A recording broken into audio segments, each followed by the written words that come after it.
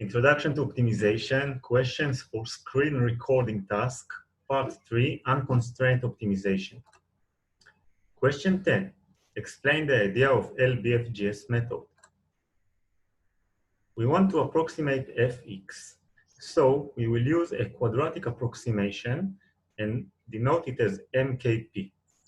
MKP will be equals to fxk plus the gradient of f transpose xk multiplied by p plus half multiplied by p transpose bk p. bk is an approximate to the Hessian of f. Now we want to find the p that gives us the minimum of this expression, because minimum of this expression will be as closer as possible to fx. So we will derive mkp by dp, and this derivative equals to the gradient of f transpose at point xk plus half multiplied by 2 bk pk. That equals to the gradient f transpose xk plus bk pk. To find the minimum, we compare this expression to 0, and then we get that pk at the minimum point equals to minus b inverse multiplied by the gradient of fxk. Now we want the gradient of mk plus 1p to match the gradient of fx at the last two iterations. So we are applying two conditions. The first condition is that the gradient of mk plus 1 at point 0 will be equals to gradient of fxk plus 1. So we can see at our derivative that if we are putting 0 at pk, this element equals to 0, and we are left with only the gradient of f transpose. So this condition sustained. Now, the second condition is that the gradient of mk plus 1 at point minus alpha k pk equals the gradient of fxk. And that is because to get from xk to xk plus 1, we took a step of alpha k pk. So to get back from xk plus 1 to xk, we take a step backward at the direction of minus alpha pk. Now, when we're examining the second condition, we see that the gradient of fxk is actually the gradient of fxk plus 1, and we are taking a step backward, so we get bk plus 1, and we are putting at p in, we are putting inside p the minus alpha k pk. So we get the expression gradient mk plus 1 at point minus alpha k pk equals to the gradient of fxk plus 1 minus b at k plus 1 multiplied by alpha k pk. Now we will change the equations so that gradient fxk equals to the gradient of fxk plus 1 minus bk plus 1 alpha k pk. That is because the gradient of mk plus 1 at point minus alpha k pk is also the gradient of f at xk. Now we are changing side at the equation, and we get that bk plus 1 alpha k pk equals to the gradient of f xk plus 1 minus the gradient of f xk. And we also know that xk plus 1 equals xk plus alpha k pk. So we rearrange this expression and get that alpha k pk equals xk plus 1 minus xk. Now we got the two terms. We got that bk plus 1 alpha k pk equals the gradient of f x k plus 1 minus the gradient of f x k, and we got that alpha k pk equals x k plus 1 minus x k. So we are putting the alpha k pk in the first case, and then we get bk plus 1 multiplied by xk plus 1 minus xk equals the gradient of f xk plus 1 minus the gradient of f xk. And this requirement is called the secant equation. We will annotate sk to be xk plus 1 minus xk, and we will annotate yk to be the gradient of f at point xk plus 1 minus the gradient of f at point xk. Now we can write the secant equation as bk plus 1 sk equals yk. And we want bk plus 1 to be positive semi-definite. So we know that it's a positive semi-definite if for every vector sk transpose bk sk greater or equal to 0. So we will take the secant equation, multiply it from the left by sk transpose, and get that sk transpose yk is greater than 0. Now, this holds that the bk is positive semi-definite, and we know by the gradient inequality that it's convex. But if bk is not positive semi-definite, then we want to sustain this condition also. So to do this, we choose alpha k to sustain the Wolfe condition.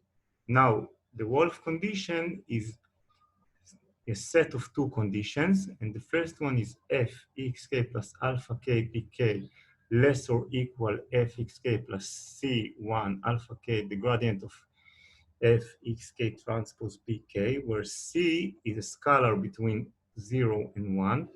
And the second Wolfe condition is the gradient of f xk plus alpha k pk transpose pk greater or equal to c transpose, the gradient of f xk transpose pk, where c2 is between 0 and 1.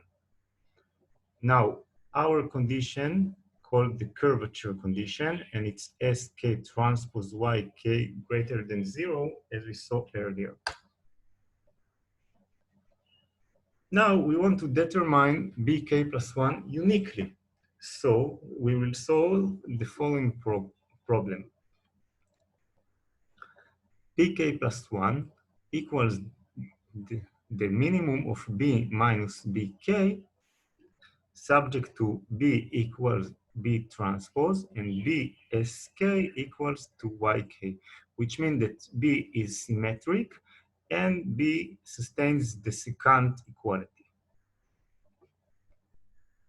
Now the solution of this problem is bk plus 1 equals I minus yk sk transpose divided by yk transpose sk multiplied by bk from the previous iteration multiplied by I minus sk yk transpose divided by yk transpose sk.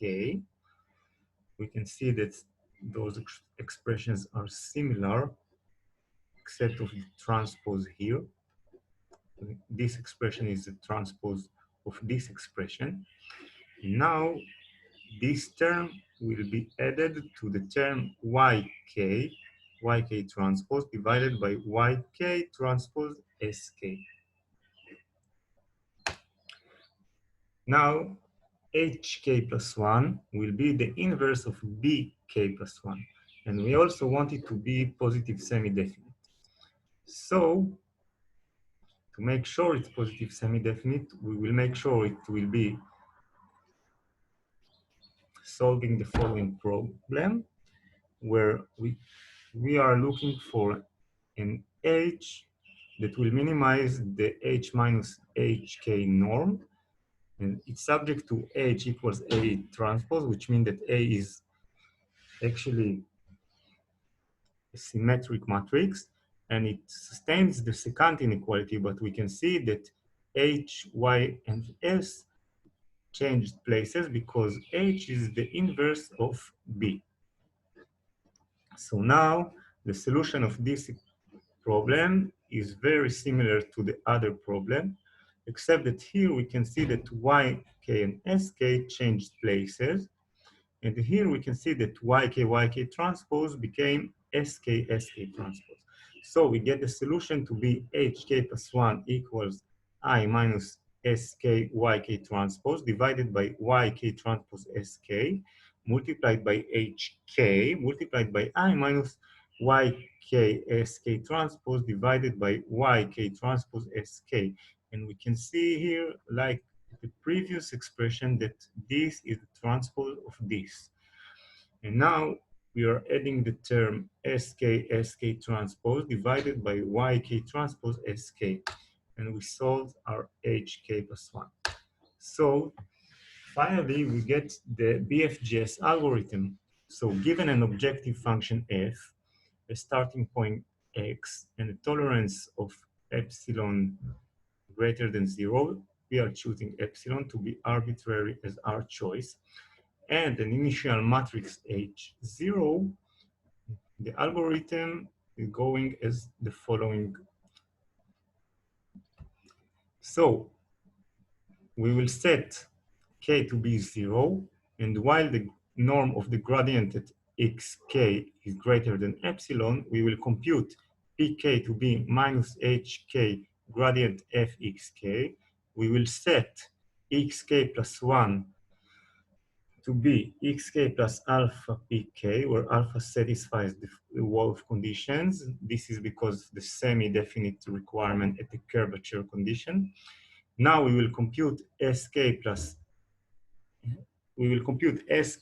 equals xk plus 1 minus xk, and yk equals the gradient of f xk plus 1 minus the gradient of f xk. We will compute the update of hk plus 1 to be I minus SKYK transpose divided by YK transpose SK multiplied by HK multiplied by I minus YK SK transpose divided by YK transpose SK. And then we will add SK SK transpose divided by YK SK. Finally, we will set K to be K plus 1 and go to the next iteration. Now, after we saw the BFGS algorithm, we want to see a variation, which is the L-BFGS algorithm.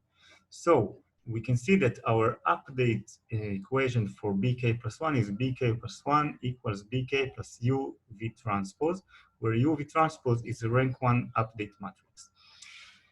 And then we know that BK can be very, very large matrix. So we want to save memory. And instead of saving all BK in our memory, we will just save the update vectors, and then we will use less memory because this is ON squared and this is ON in space. So the L-BFGS only save the last few updates, and then when we want to calculate BK plus 1, we will multiply those updates and sum them all to one matrix. So our BK plus 1 will be equals to